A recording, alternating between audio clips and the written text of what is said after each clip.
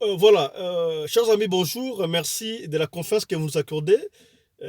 Dans cette tranche Life Motivation, nous venons encore pour parler avec nos frères africains, en général et particulièrement nos frères francophones ou lingalophones. Je vois là les Congolais de Brazzaville, les Angolais, bon dia, bon tarde, et aussi les Congolais de Kinshasa.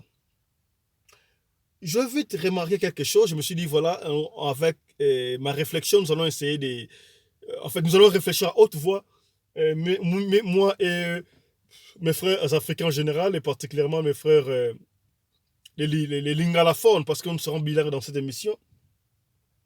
Je veux te remarquer que plus qu'on prie, plus qu'on devient de plus en plus méchant.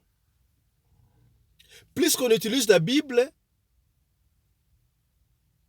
plus que nous faisons du mal. Nous allons du mal en mal. Vous savez pourquoi ce Cardin Maloula est mort? Quand tu as eu l'authenticité de Mobutu, Mobutu c'est l'ancien chef de l'État congolais. Quand tu avais l'authenticité de Mobutu, l'authenticité veut dire recours aux valeurs ancestrales. Nous devons faire ce que nos ancêtres faisaient. Le tout, alors le tout. Et Cardin Maloula est venu pour venir corriger ça. Il disait, qu'est-ce qu'il avait dit? Il a dit au président fondateur de l'époque, Mobutu, c'est Seko. Non, cher président, on ne peut pas faire retour à l'authenticité. Nous devons faire recours. Alors, nous devons changer retour au recours. Retour, c'est-à-dire que nous prenons parler tout ce qui est, même ce qui est mauvais, nous prenons. Mais quand nous faisons recours, nous allons faire recours, nous prenons de bonnes habitudes seulement, des bonnes choses. Et Mobutu avait trouvé ça très mauvais. Il avait signé son élimination. Si vous partez dans l'histoire de la colonisation, le roi Léopold II, le roi belge, si vous partez sur Google, tapez les instructions du roi Léopold II aux missionnaires catholiques, je sais pas, mais aux missionnaires au Congo. Là où le roi Léopold II dit, n'allez pas au Congo, en particulier ou en Afrique en général, apprendre aux nègres là, aux Congolais, comment prier parce qu'ils savent Dieu plus que vous. C'est-à-dire qu'eux-mêmes savaient que nous, nos ancêtres priaient Dieu, nous on priait Dieu, on prie Dieu. Il y a un la Bible, la Bible dit que la Bible est sainteté, ce sont des saintes écritures, ce sont des saintes écritures que nous devons suivre. Tout dans la Bible très bien. Bah y a un passage oyo et qu'on permettre bango ba mater ba koko na biso. Par exemple, le royaume des cieux appartient aux pauvres, les riches n'entrent pas au royaume des cieux, conso. Pour n'attendre pas utiliser la richesse dans ce bas joyengo. Et ils ont réussi leur mission. Ils ont même pris nos fétiches, disons, nos valeurs ancestrales. Les statues ancestrales, les consorts. Aujourd'hui, si vous allez au musée colonial en Belgique, ils ont fait de l'argent. Alors, ça c'était entre parenthèses. C'était pour vous dire quoi? Ndenge ba mindele ba utilisaka Bible pour na komate ba koko na biso. C'est ce que nos propres frères font maintenant avec d'autres frères noirs. Nos frères qui se sont transformés en missionnaires de l'époque, aux évangélistes, pasteurs et consorts, j'en passe, prennent la Bible pour voler les autres, prennent la Bible pour décourager les autres, prennent la Bible pour rendre paresser les autres. Exemple typique. Comment voulez-vous que les lois comme africains presque en général en particulier congolais tout le balingala et là on a acheté ça la maoba non ah nzamba kosunga kaka nzamba kosunga kaka pona mboka na biso nzamba kosunga nulle part au monde le pays s'est développé avec la prière seulement. La grande puissance économique du monde aujourd'hui les États-Unis, est-ce que les États-Unis ont développé quand la prière? Je ne pense pas. Vous n'allez pas me contredire mes frères africains ou congolais ou les ngalophones. Oui, c'est vrai, nous devons prier, mais nous devons nous mondialiser. Nous devons accepter la mondialisation. Comment se fait-il que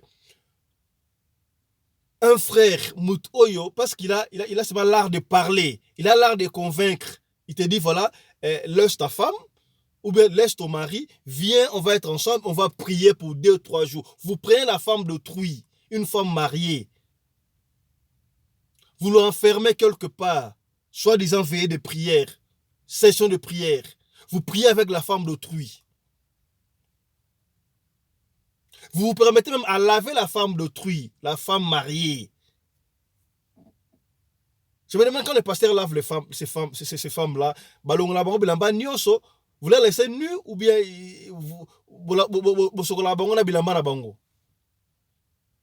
ça manque à respect vis-à-vis de mon balinaye.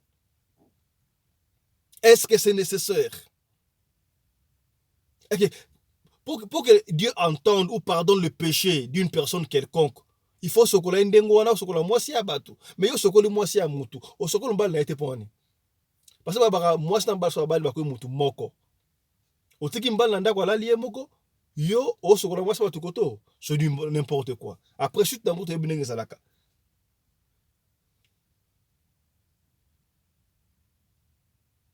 Nous ne venons pas ici pour contredire nos frères, évangélistes, pasteurs, consorts. C'est juste pour vous ouvrir les yeux et dans notre langue maternelle, vous peignez bino.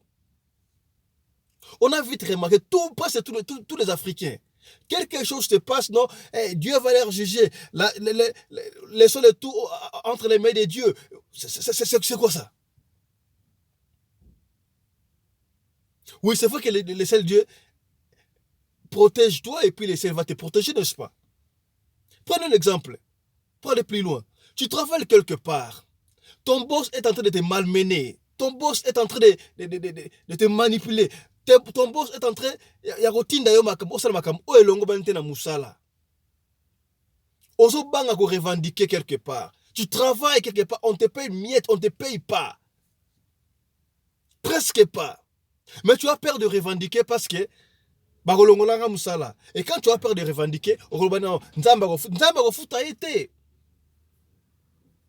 Nzamba ko futa ba lésité. Comment voulez-vous que Nzamba foute balèze, parce que vous raisonnez moins? La vie normale, c'est ce que j'avais dit au début. Tout mondialiser Makambo. Adaptons-nous à la mondialisation. Je suis un homme doit travailler. Même la Bible a dit, celui qui ne travaille pas, il ne mange pas. Oui, je pars travailler, je me lève le matin, je pars au service. Je fais ce que les boss me demandent de faire. En fin de compte, ils ne me payent pas. Mais je dois parler avec les boss. Si les boss n'écoutent pas, je dois aller au CCMI, par exemple, ici à l'Afrique du Sud, vous partez au CCMI, allez à Kizé, département du travail. Voilà mon chef, je ne travaille pas, pardon, je travaille, mais il ne me paye pas. L'État va trancher les problèmes. Que de rester sur place et dire voilà, en tout cas, Dieu a refoutaillé. Non, Dieu a refoutaillé. Dieu a refoutaillé. Nos frères africains, comment voulez-vous que le blanc, par exemple, nous malmène? Dans votre pays, ça ne marche pas. Votre président vous fait du mal. Le président ne dirige pas le pays très bien. C'est connu de tous, les présidents africains. Et un président africain se lève, se dit non, non, non, non aux Occidentaux. C'est trop, c'est trop. Je vais me révolter contre eux. Et quand ils se révoltent, ces Occidentaux-là vont chercher l'un de tes frères africains. On lui donne des armes pour qu'il te cherche du pouvoir. Et vous acceptez, sans avoir conscience. Où allons-nous, nos frères africains? Où allons-nous? Comment ça fait que prenons le cas de la République démocratique du Congo. Il y a viol. On viole les gens à l'est du pays. Il y a des tueries par-ci, par-là. Mais comment voulez-vous dire, comment disiez-vous que Dieu vient se battre à notre place? Dieu ne viendra pas comme ça. Vous savez que d'abord, c'est l'intégralité nationale. On crée l'armée pour défendre le territoire national. Organisez votre armée. Allez au front. Battez-vous pour concevoir l'intégrité de votre territoire. Bien sûr, si vous n'êtes pas fort, cherchez des gens qui sont plus forts que vous, les mercenaires, pour qu'ils puissent venir se battre à votre place, mes frères africains. Congolais, si vous voulez. On a vite compris. La maladie qui est arrivée ici à coronavirus, ça nous a ouvert les yeux. Oui, on ne dit pas que prier, c'est mauvais. On doit prier parce que Dieu, c'est lui qui nous a créés. Et il faut te glorifier chaque fois. Mais on a vu, nulle part. Si réellement, ce n'était pas du business. Quand tu avais Corona ici, on avait fermé toutes les églises. Le pasteur passait en ligne, Facebook, WhatsApp. Il n'avait pas vous demander l'argent. Le pasteur prêchait. Qu'est-ce que vous disiez? Envoyez M-Pesa, envoyez les transferts, envoyez les e-wallet pour votre contribution, pour ne pas dire l'offrande. C'est-à-dire qu'ils vivent que de ça. Est-ce qu'il ne faut pas avoir pitié des enfants de Dieu, puisque beaucoup d'entre nous ont perdu leur travail. Beaucoup étaient au chômage. Tout était stoppé. Bien sûr qu'on payait les autres, mais les autres tels que les waitress et consorts, ils n'étaient pas payés. Mais le pasteur vous demandait de payer, de donner le France par M-Pesa, par e-wallet, par compte bancaire et consorts. Il a fallu comprendre quelque chose. Il a fallu comprendre quelque chose. Ce n'est pas que si votre pasteur vous demande de faire quelque chose qu'il a raison. Non! Il faut réfléchir, il faut discerner. Nous ne sommes pas venus pour accuser le pasteur, les hommes de Dieu, non. On réfléchit à haute voix, ensemble avec vous. Tous au peigné, bien, tout au barakaka. Tous au peigné, bien.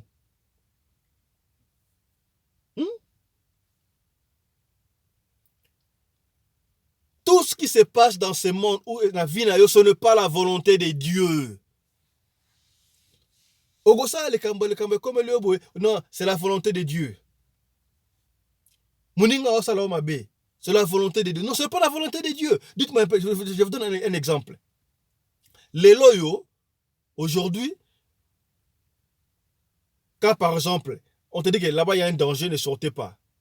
Quand on nous a interdit de sortir tout le monde ici, on ne sortait pas, on était à la maison pendant le confinement, les mondes entiers étaient confinés. Mais toi, avec la tête dure, tu sors, tu attrapes la maladie, tu meurs. C'est la volonté de Dieu? C'est pas la volonté de Dieu? C'est pas la volonté de Dieu? Tu es mort à cause de ta propre volonté. Parce que Dieu même lui-même dit, je vais mis entre vous, devant vous, pardon, les biens et les mal, mais je vous conseille de choisir le bien. Quand toi tu es voleur, tu pars au service. Tu es cuisinier. Je ne sais pas qu'est-ce que tu fais au service. Toutes sortes de travail que tu fais là. Tu sais que voler, ce n'est pas bien. Mais tu voles. Tu falsifies des documents quelconques. Et on t'attrape au boulot. On te licencie. On t'envoie en prison. Qu'est-ce que tu diras? C'est la volonté de Dieu? C'est pas la volonté de Dieu, ça. C'est pas la volonté de Dieu.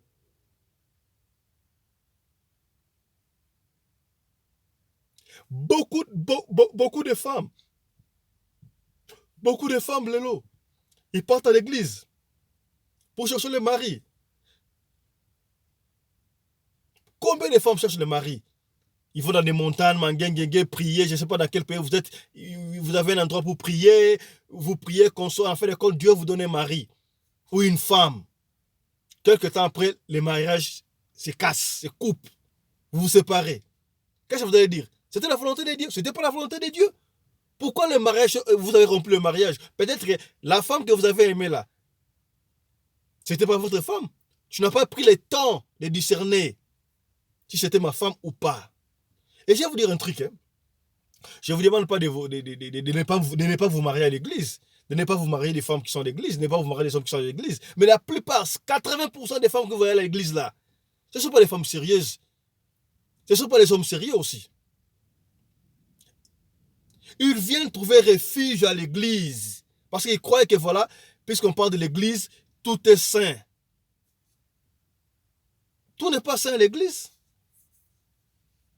Tout le monde n'est pas saint à l'église. Même les pasteurs, même les évangélistes, même les prédicateurs, tout le monde n'est pas saint à l'église.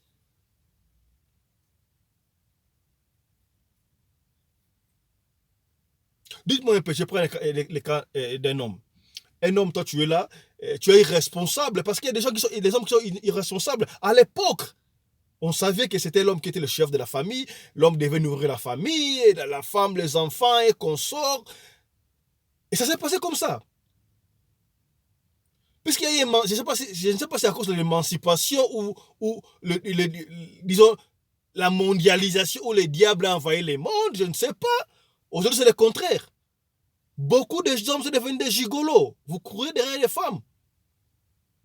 Vous verrez les hommes bien sapés, bien là, tout en veste, je ne sais pas moi en quoi, parce que vous aimez des griffes Nike, Adidas, je ne sais pas, Twin Family qu'on sort. Il est coureur de jupons. Pas coureur de jupons parce qu'ils aiment les femmes, mais pour soutirer l'argent que ces femmes-là ont. Ils sont derrière les femmes qui ont un peu d'argent là, pour soutirer l'argent des femmes. Et c'est ce genre de dômes là.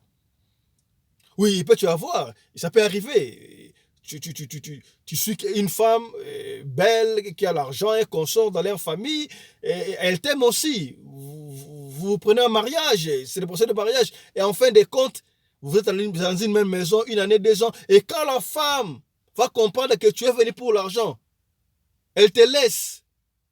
Qu'est-ce que tu diras? C'est la volonté de Dieu? C'est pas la volonté de Dieu parce que tu es allé à ce mariage-là, c'était pas la volonté de Dieu, et vice-versa. Même les femmes. L'autre fois, nous vous avons dit que être issu d'une famille pauvre, ce n'est pas une malédiction. C'est la volonté de Dieu. Vous devez vous battre pour prélever le nom de votre famille. Oui, une femme, tu es là. Toi, tu te maries. Combien de fois on doit t'appeler les gens des les lingalafons que je dis, combien de fois? Vous vous êtes marié combien de fois? Tu te maries avec cet homme qui a l'argent, tu bouffes l'argent comme ça, et puis quelques temps après, toi, tu es là pour te marier avec les hommes seulement. Et après avoir se marié, communauté de biens, vous divorcez, vous partagez les biens au milieu. Tu pars chez un autre homme, pardon. C'est ça ta vie. Et si quelque chose t'arrive, tu diras que c'est la volonté de Dieu. Ce n'est pas la volonté de Dieu, mais c'est mes frères africains et francophones. Réveillons-nous.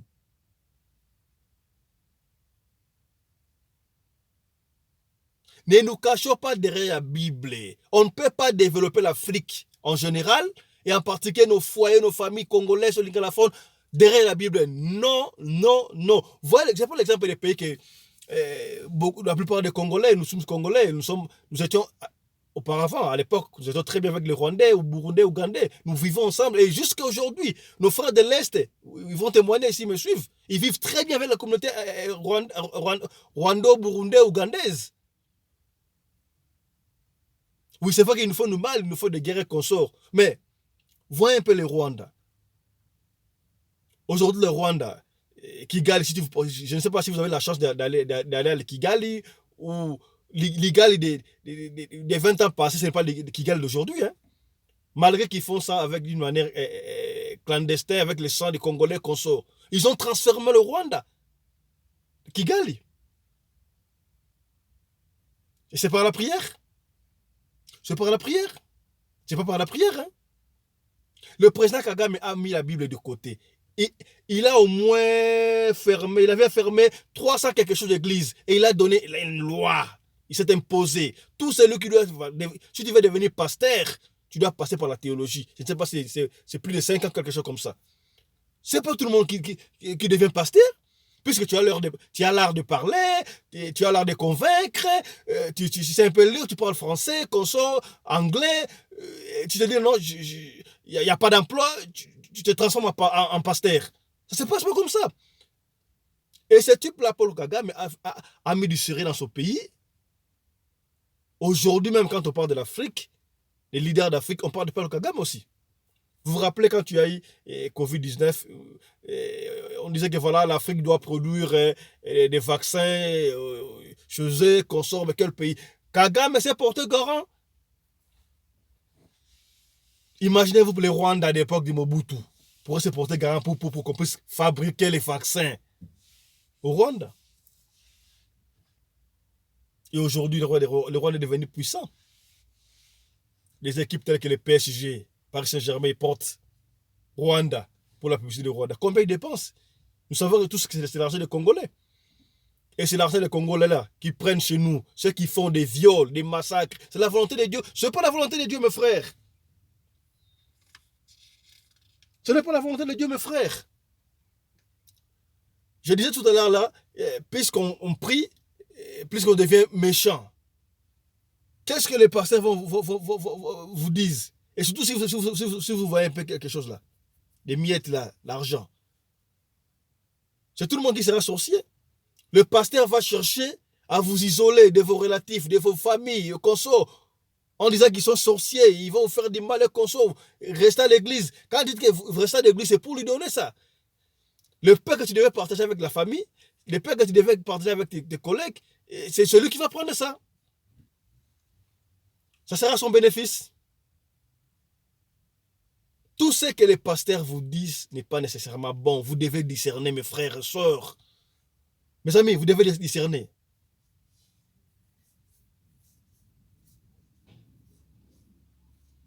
Un homme qui est gigolo, tu dépends de la femme. Tu restes à la maison, là, tu es là avec les télécommandes, du matin jusqu'au soir, YouTube, tu checkes cette chaîne, qu'est-ce qu'ils ont dit, qu'est-ce que Fiston dit, qu'est-ce que Mariécha dit, qu'est-ce que Lucie a dit. Tu fais absolument rien. Tu fournis aucun effort pour chercher d'emploi, même si ta femme travaille, pour que vous mettez des tours ensemble, que vous mettez des biens, vous avancez. Toi, tu es devenu femme, homme. Moi, je les appelle les hommes-femmes. Et quand la femme découvre tout ça, elle te quitte. Tu diras que c'est la volonté de Dieu? C'est pas la volonté de Dieu. Toi, la femme, tu pars dans des montagnes, prier, consort, donne-moi un mari et consort. Et la femme, on te donne un mari.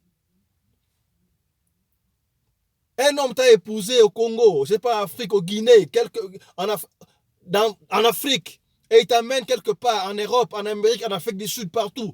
Tu as une vie aisée, tu manges l'hamburger, fromage, que tu galérais pour manger chez toi là-bas à la maison de tes parents. L'homme te met dans de bonnes conditions. Dans de bonnes conditions.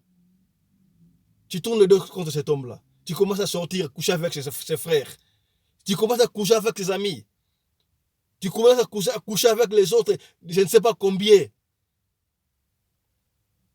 L'homme rentre le soir, prépare le foufou, le semou, le consort, tu refuses. Tu demandes à cet homme-là qui t'a enlevé dans cette misérable vie d'aller préparer du foufou lui-même, de préparer la nourriture lui-même. Et quand il te quitte, tu diras quoi? Ah, en tout cas, c'était la volonté de Dieu, hein, ces mariages-là, c'était pas la volonté de Dieu. C'est Dieu qui a voulu que nous puissions nous séparer. C'est pas Dieu, c'est pas la volonté de Dieu. C'est ta volonté, toi. C'est ta volonté, toi. Nos frères africains, réveillons-nous. La motivation d'aujourd'hui, nous sommes du voilà, parlons en français, réfléchissons en haute voix en français pour que tous nos frères africains et francophones, évidemment, si tu as un frère, un ami qui ne parle pas français, il faut traduire avec lui, traduire en anglais, en espagnol, et consort, pour qu'il puisse comprendre de quoi il s'agissait ici, de quoi nous avons parlé dans cette motivation matinale aujourd'hui. Voilà, c'était un peu ça, mes frères et sœurs africains, c'est que nous voulions partager ensemble avec vous, en ce qui concerne la motivation, life motivation. D'autres choses que nous croyons utiles, c'est pas inutile. Pardon, c'est inutile, pardon. Tout ce que le pasteur nous dise, des fois c'est bon, des fois ce n'est pas bon, des fois c'est dans leurs propres intérêts. Nous devons discerner. On ne peut pas se laisser tromper par la Bible. Oui, c'est vrai que la Bible c'est la parole de Dieu, mais ce sont les Occidentaux qui nous ont amené la Bible. Qui ont utilisé cette Bible pour mater les Africains, nos ancêtres. Et c'est la même méthodologie que le pasteur utilise aujourd'hui pour mater les peuples de Dieu, pour vous mater mes frères et sœurs, pour vous mater mes amis. Imaginez-vous comment est-ce que tu as 1000 reines, papa te laisse 1000 reines pour la nourriture et consort, et le pasteur te dit, il faut venir s'aimer. Et tu prends tous les 1000 reines, tu donnes là-bas chez le pasteur. Sachant bien que c'est l'argent de la nourriture.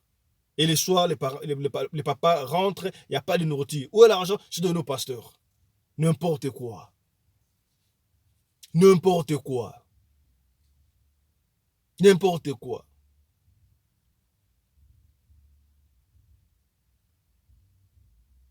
Quand vous priez, on vous dit voilà la servitude. Servitude. Il faut éviter les autres. Et évidemment, quand vous priez trop, vous devenez méchant. Vous faites toujours des illusions en vous. Parce que même la Bible lui dit non. Il faut donner aux pauvres. Donnez à ceux qui n'ont pas. Tellement vous avez quelque chose et vous croyez à ce que les pasteurs vous disent là, voilà, il ne faut pas donner aux autres. Quelqu'un qui est en cours de route n'a pas de bois, il ne sait pas travailler, il demande l'argent, vous ne donnez pas, soit disant que voilà, si je donne aujourd'hui, la nuit il viendra récupérer cet argent-là, il va me rendre pauvre parce qu'il y a ça Moutaliboma, à ça la raté, ma fétiche consort, mon argent va partir. Qui vous dit ça? Qui vous dit ça? Un bon non-vivant. C'est comme l'autre fois, avant-hier, j'ai posté une émission où une sœur qui est en danger, un Congolais qui est en danger, son mari a disparu, les bandits cherchent son mari, consort, elle cherche des moyens pour survivre, elle cherche de l'aide, mais personne n'appelle. On a posté l'émission dans des groupes WhatsApp, dans des Instagram, Facebook, consort, mais personne n'appelle. Hormis 2 ou 3 personnes qui ont appelé. Et qui sont venus au secours de cette sœur-là. Mais les autres,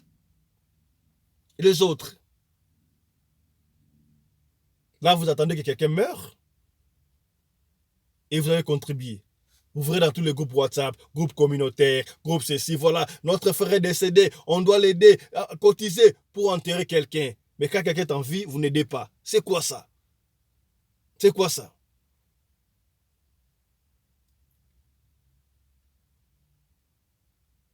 Nous devons discerner. Maman dans des maisons. Aimez vos maris. Soyez soumises. Préparez du foufou au papa. Préparez la nourriture. Occupez-vous de vos enfants. On ne vous demande pas de prier, mais l'église viendra. L'église viendra.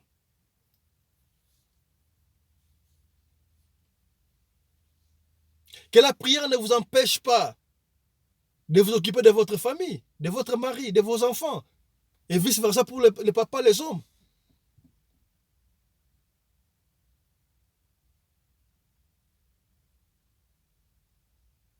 Comment ça veut dire que quelqu'un qui te fait du mal, quand on te fait du mal, on dit que la violence, c'est pas bon. Toi, tu es là pour taper les gens. Parce qu'ils ont une certaine opinion. Parce qu'ils ne partagent pas la même opinion que vous. Toi, tu supportes celui-ci, lui supporte celui-là, tu dois lui taper. Et quand tu tapes, tu fais du mal, tu fais blesser quelqu'un, on t'accuse, on t'amène à la justice, on t'arrête, on te met en prison. Qu'est-ce que tu diras? Je suis entré en prison, c'est la volonté de Dieu, c'est pas la volonté de Dieu. C'est ta volonté. Parce que tu n'as pas respecté les normes. Même Dieu là, il y a des ordres, des normes qu'il faut respecter. Toi, tu ne respectes pas.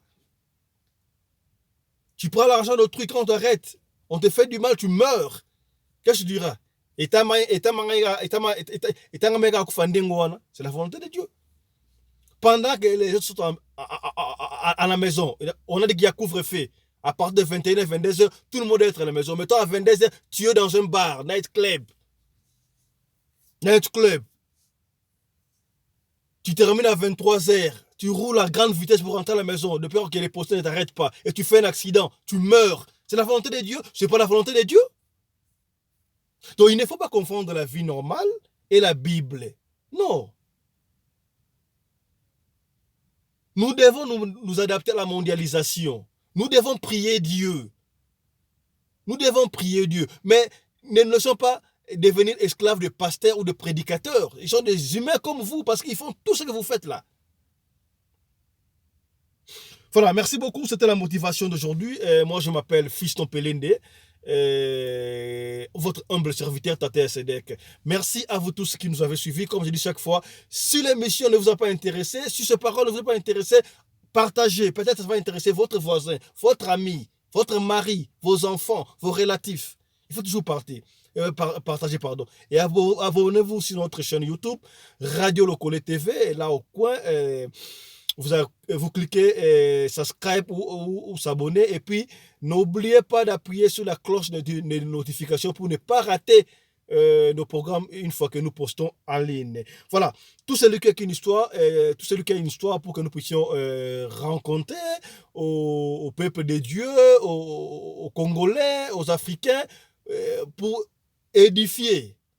Appelez-nous au plus 27 67 64 320 85. C'est le numéro de notre rédaction. Vous donnez en fait, votre histoire, votre solo. Nous allons discuter à haute voix, parler à haute voix, réfléchir à haute voix avec les autres. Nous allons vous retrouver prochainement avec un autre numéro de Radio Lokolema Solo ou soit Life Motivation. Merci à Mamari Naoumbi, la femme à la taille d'une spaghetti qui nous a aidé du côté des montages. Merci aussi à Désiré Mukombozi, notre partenaire, DMTV, Jesus Number One. Voilà, je salue toute la famille qui sont déjà au Canada. Nous allons vous retrouver déjà à très bientôt. D'ici là, portez-vous bien. Santé de fer à tous. Chap chap et tchara.